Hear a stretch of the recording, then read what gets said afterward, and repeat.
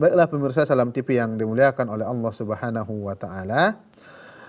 Kita akan mendengarkan video video singkat yang terakhir yang juga disampaikan oleh Syekh Utsman Al-Khamis hafizahullah taala. Nah.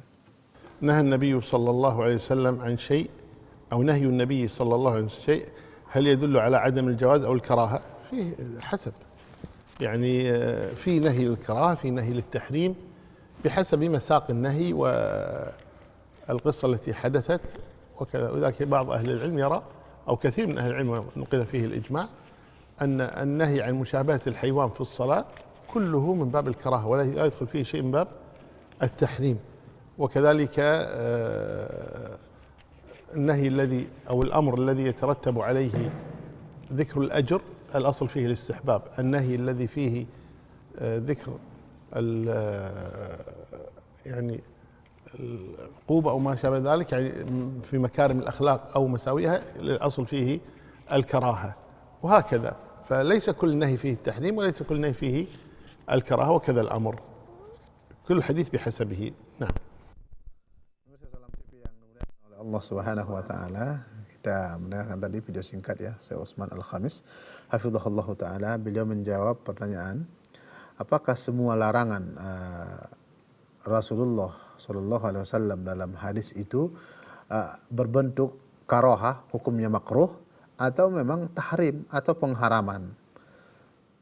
Maka beliau menjawab, tidak semua apa yang disebutkan Rasulullah itu berbentuk larangan itu hukumnya haram ya. Ada juga yang berbentuk makruh, itu berdasarkan siyak atau bentuk kata-kata beliau atau hadis beliau, berdasarkan maknanya, tidak semua. Seperti memang Rasulullah Shallallahu Alaihi Wasallam umpamanya melarang kita minum berdiri ya, la yashrabanna ahadukum qa'iman. Jadi Rasulullah melarang kita minum berdiri. Namun Rasulullah Shallallahu Alaihi Wasallam pada kesempatan tertentu beliau minum berdiri. Berarti ini menunjukkan bahwasanya larangan itu bukanlah larangan pengharaman, namun larangan makruh. Yang lebih afdal bagi seorang adalah meninggalkannya. Ya, maksudnya meninggalkan minum berdiri, harus minum duduk seperti itu. Ada juga tentang larangan dalam hal-hal adab, dan ini tadi disebutkan oleh Syekh kita Utsman Al-Khamis. Dalam beberapa hal adab itu Rasulullah Shallallahu Alaihi Wasallam melarang kita ya, melarang kita. Namun Rasulullah Shallallahu Alaihi Wasallam melakukannya seperti itu.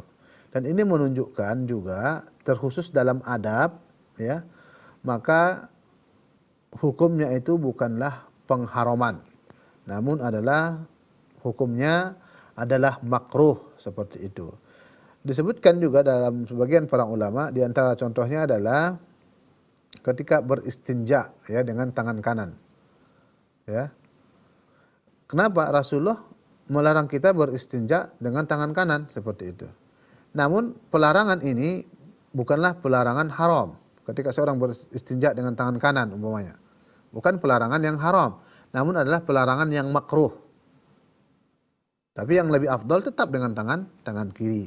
Sama halnya dengan yang beliau sampaikan tadi, seluruh hadis yang menjelaskan ya tata cara ruku, maksudnya tata cara sujud dalam salat itu yang disamakan dengan binatang ya, yang mendahulukan tangannya lah atau yang mendahulukan lututnya seperti itu, ada disebutkan Rasulullah dalam hadis disamakan dengan onta, disamakan dengan hewan anjing. Maka pelarangan itu para ulama sepakat bahwasanya pelarangan itu adalah pelarangan karohah, bukan pelarangan pengharaman ya, pelarangan pengharaman seperti itu. Jadi intinya semuanya itu dikembalikan kepada konteks. Jika konteksnya itu adalah konteks pelarangan pengharaman, maka pengharaman. Ketika pelarangan tersebut adalah pelarangan makruh, maka adalah makruh. Terkhusus tadi pelarangan yang Rasulullah larang namun Rasulullah lakukan itu adalah makruh ya, pelarangan yang makruh.